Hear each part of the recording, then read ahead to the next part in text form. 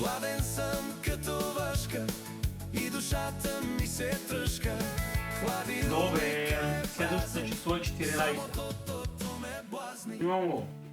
После 22. Бе, това го имам. Давай. Продължаваме, чакай.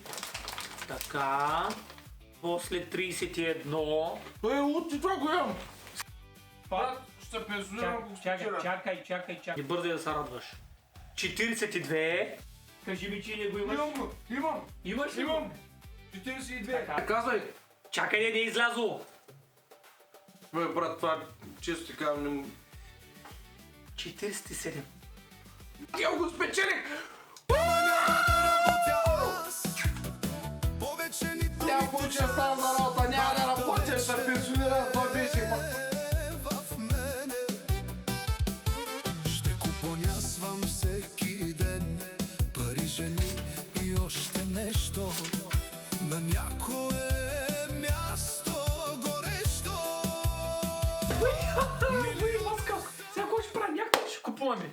Пожи да ходим да се извикаме. Сега ще кажа какво ще направи, първата работа.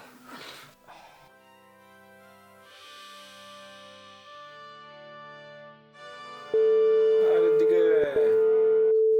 Ало! Що звъниш извън работно време?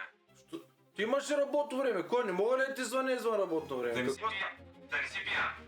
Абе, не ми казвай какъв съм, бе, ще през гащите, ще супаш,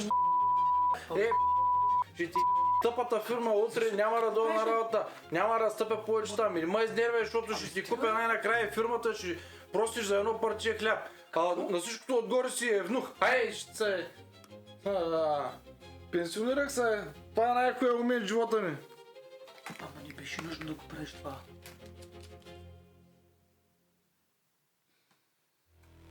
От това, бе. What the fuck? Остана да не хареса някой яхта. Чакай, малко че се притесних.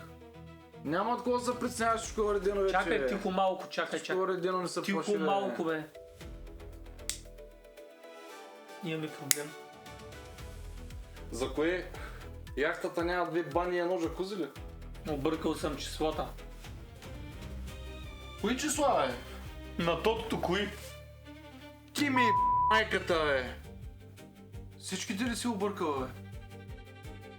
Да. И сега, значи утре трябва хубава на работа.